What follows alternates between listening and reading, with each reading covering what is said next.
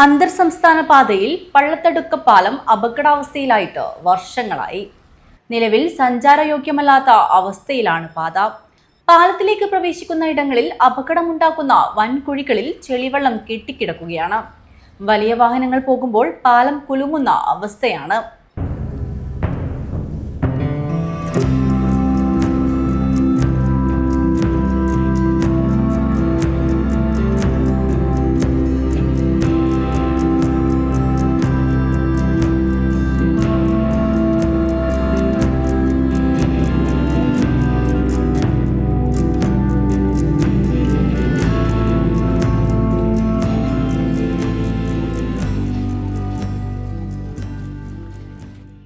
പാലത്തിന്റെ അടിഭാഗം കണ്ടാൽ ആരും തന്നെ ഇതുവഴി വാഹനങ്ങളുമായി കടന്നു പോകില്ല.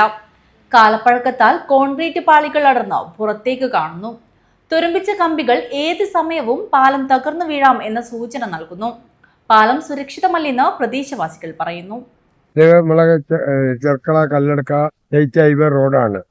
ഇതിന് ഞങ്ങൾ 2 മാസം മുമ്പ് സമരം ചെയ്ത് അന്ന് എല്ലാവരും പറഞ്ഞ് 8 ലക്ഷം റുപ്യ അനുവദിച്ചിട്ടുണ്ട്. എത്ര പെട്ടെന്ന് പണി ആരംഭിക്കുന്നു. ഇന്ന് വരേക്കും പണി ആരംഭിച്ചിട്ടില്ല. ചെർക്കള മുതൽ നെല്ലിക്കട്ട വരെ ഇന്ന് പണി ആരംഭിച്ചെന്നാണ് പറഞ്ഞത്.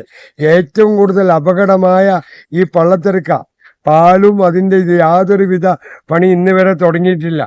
ഇപ്പം നമ്മുടെ കാസർഗോഡ് മെഡിക്കൽ കോളേജിലേക്ക് അഡ്മിഷൻ ആരംഭിച്ചിരിക്കുകയാണ്. എത്രയോ ആൾക്കാർ എത്രയോ വണ്ടികൾ വരുന്ന റോഡുകളാണ്. ടിപ്പറും കാര്യങ്ങളും ഇത് ഡെയിലി രാത്രി പകലെന്ന് ഓടുന്നത്.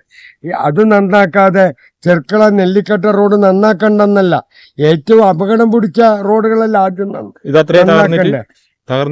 തകർന്നിട്ട് ഏകദേശം 6 മാസമാവാനായി.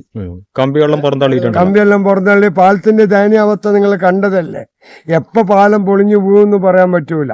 ഇന്ന് വരെ യാതൊരു നടപടിയും ഇല്ല. കുറെ പരാതികൾ പോയപ്പോ ഒരു ബോർഡ് കൊണ്ടുവച്ചു. പള്ളത്തടുക്ക പാലം പുനർനിർമ്മിക്കണമെന്ന് ഹൈവേ റിസർച്ച് ഇൻസ്റ്റിറ്റ്യൂട്ട് പൊതുമരാമത്ത് വകുപ്പിന് റിപ്പോർട്ട് നൽകിയിട്ട് 2 വർഷമായിട്ടും നടപടികളില്ല. പതിയെടുക്ക മെഡിക്കൽ കോളേജ്, കർണാടകയിലെ സുള്യ എന്നിവിടങ്ങളിലേക്ക് ബസ്സുകൾ ഉൾപ്പെടെ കടന്നുപോകുന്ന പാലത്തിന്റെ ഇരുഭാഗങ്ങളിലുമായി അധികൃതർ ജാഗ്രതാ ബോർഡ് സ്ഥാപിച്ചിട്ടുണ്ട്. News bureau, Kasaragod.